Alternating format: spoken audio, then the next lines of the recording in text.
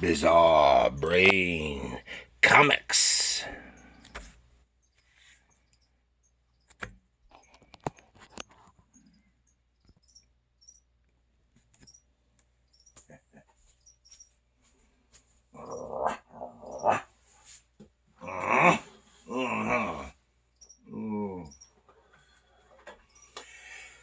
Hello, Gary here for Bizarre Brain Comics.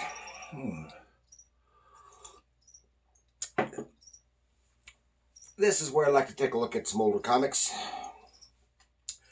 talk a little bit about the characters and creators, and then examine the stories and the art. This time, something a little unusual. What year was this? Oh, I've forgotten. Anyway, from the early 90s. I'll have the year here in a minute. From Marvel Comics, from the early 90s, Mad Dog #2 and Mad Dog #2. It's a flip book, and it's the same character. It's kind of unusual, and we're going to talk a little bit about, see what the Big Book of Knowledge has to say. Okay. This is Marvel Comics Mad Dog #2 from 1993 by Bob McKay.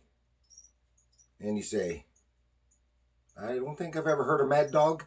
And who the hell is Bob McKay? Well, this book has two sides to it. One is the classic side, and one is the new or modern side. We'll get into this. The classic side is written and drawn by Ty Templeton, and the new side is written by Evan Dorkin and drawn by Gordon Purcell. He's the penciler. And this is not affiliated at all with Marvel's own Mad Dog character.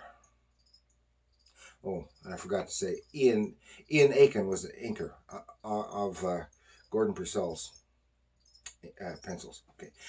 In 1993, Marvel produced six issues of Mad Dog by Bob McKay. It was a tie-in book to Bob, the Bob Newhart TV series from 92 and 93, which had a total of 25 episodes. Okay, Bob McKay is a fictitious cartoonist who created the Silver Age superhero called Mad Dog. It was Mad Dog and Buddy, rather.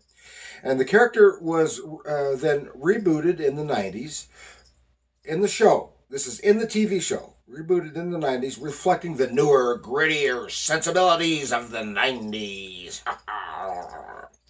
And of course, it's done as a flip book, showing the classic Mad Dog on one side, with a new, different creative team on the flip side, presenting the rebooted character told as in an updated fashion. So this is a character that isn't even present in the show, other than he's mentioned, but he's not a physical character in the show. And actually, from what I understand, the artist who actually created the character, the image of the character, and did all the comic artwork on the show, and I cannot remember his name right now, was actually in the show. He was always in the background drawing. And he was the actual real artist for Mad Dog. But he didn't do any of the comic books. So, I'll explain a little bit more. Let's take a look at Mad Dog. Okay, here's Mad Dog. Mad Dog #2. And then the flip side, Mad Dog #2. And this side involves part of his origin, so it looks kind of weird, kind of unusual. And this is what Mad Dog looked like in costume, the updated version. And the flip side of this,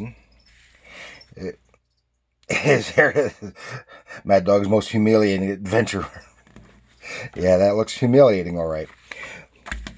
Okay, and you see here up in the corner where it says Ace Comics. Ace Comics is the fictitious comic company which published Mad Dog in the show, in Bob Newhart's show.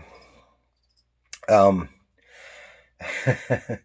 it has nothing to do with the two real Ace Comics companies, one from the Golden Age and one short-lived in the 80s.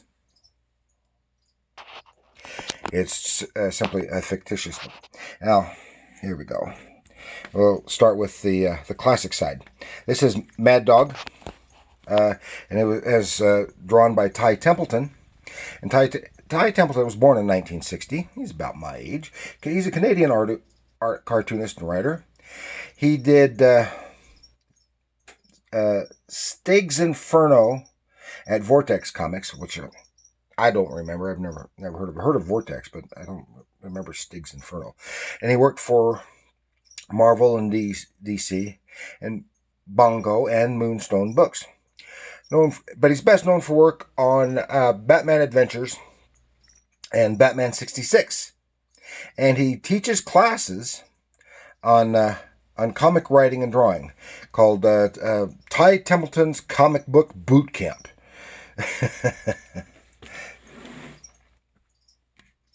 So here we go. Mad Dog. Hold it! Because of the exciting nature of this comic magazine, we cannot allow you to read it until you sign this release form. Yeah, it says, not responsible for death due to overexcitement.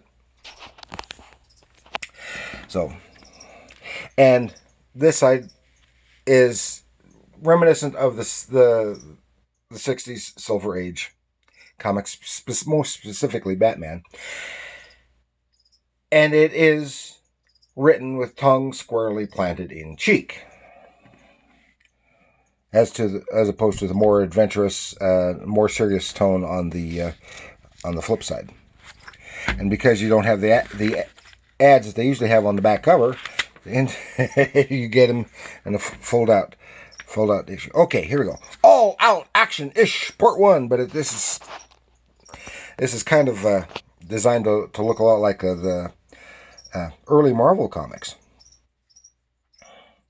And here we see it's right in the middle of the action with Mad Dog, and back here in the background is Buddy, his sidekick. In the middle of the action, they're being in a fight with this group. Something about what are they? Oh yeah, he's called the Canine Crusader. Some kind of caribou. It's goofy.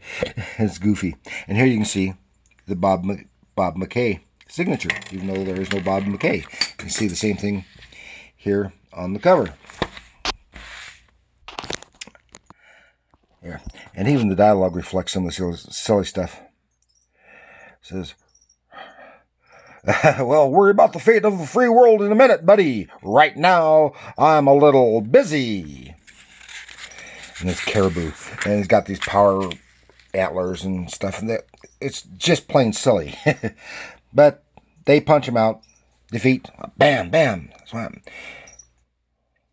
But you can see the really, really, really nice artwork. Very dynamic, very action-packed, and a pretty cool page layout. More modern page layout than you would have probably seen in the 60s. But the artwork doesn't, is only slightly like that. It's just Ty Templeton's cool, nice clean style. But very dynamic. He's great with the anatomy. Here he is taking, and they take out the caribou people, and here comes the police chief. That's enough, Mad Dog. We'll take it from here. Huh?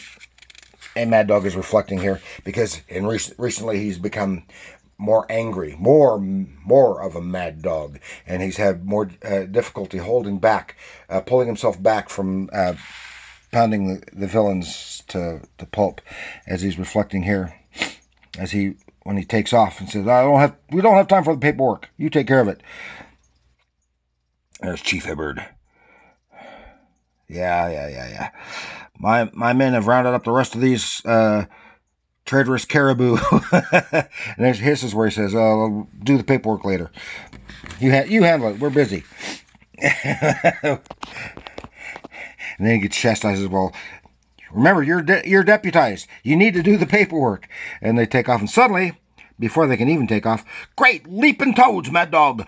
Look out for the robot monkeys. What? Yep. They got robot monkeys. They're suddenly attacked by robot monkeys popping out of some kind of portal in the sky just above them. What? Monkeys. Now they're fighting. Punch, crash into the store, terrorizing the customers. Punch. And then they realize the other monkeys, they took off down the road. And they realizes that's in the direction of his alter ego's, I've forgotten his name, a veterinary clinic. So they take off down there to the veterinary hospital where he works in his civilian guise. Monkey. There's one that's toasted on the wires. See, in the storytelling, the visuals, all the visuals especially, are great. I mean, no, nothing against Purcell, but the visuals on the classic side are superior. Really superior.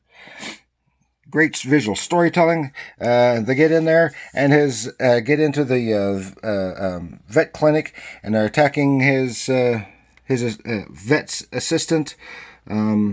What's her name? I've forgotten. And she's fighting back, and then his faithful Pooch Murphy, who is his dog sidekick, he gets into the act and starts attacking the monkeys. But even he is being overpowered by the monkeys. While she's still fighting the monkeys, finally they get there, crashing through the window, and they start taking out the monkeys, and then zap. Oh, what happened? They're gone. No, they've disappeared. Mad Dog, no. Can we be this cruel? Mad Dog and Buddy vanish into thin air, captured by mysterious robot monkeys. That's downright silly. Okay, and that's it for the classic side. Then here on the flip side, Mad Dog, Pavlov's response. The titles always have something dog related. Lost Dog. These kids see this poster for a lost dog, and then someone comes up and rips it off. What the? Because they're in Chicago and it's Lost Dog in Austin. Well, it turns out the guy's name is Austin. Here he is, and that is Mad Dog. But this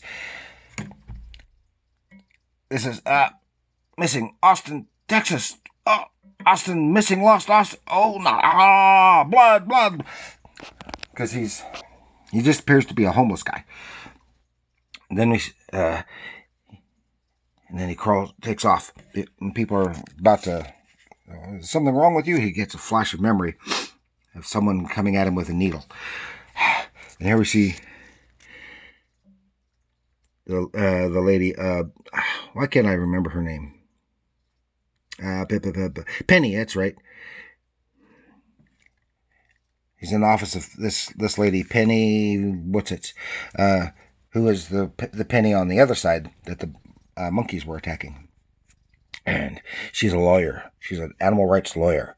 And he's turned up, and there we have flashback. This basically shows his origin. He was a veterinarian for this company, and the Trans World Trust, TWT, and they had this company, and they were doing technological stuff. Turns out that in secret, they were doing secret and illegal experiments on dogs and genetic stuff, and he found out about it, but he was refusing because he was afraid for his family, refusing to spill the beans for her. But his bosses found out about their connection, and they snatched him and trying to get him to tell him what he told him, but he didn't tell him anything. but they didn't believe him. And they experimented on him, which turned him into putting canine DNA in his body to be like a super soldier, some kind of super soldier for the military, or any military, because they would sell him to the highest bidder. And which resulted in turning him into Mad Dog. It's a little bit like the Weapon X imagery, origin of Wolverine with his adamantium skeleton. And here we go. And the visuals are very good, very cool. And Purcell, he did a great job on all the female faces. I think he did some Superboy for DC in the 90s too, but don't hold me to that. I'm just wrong on my memory. I can't remember. They've done some Superman too. I don't remember. I just know his name. Anyway, so this doesn't go very far. They're going to go in. Turns out since he had been missing all these months, this girl Penny's brother went in undercover, and they've captured him, and they're going to do stuff to him.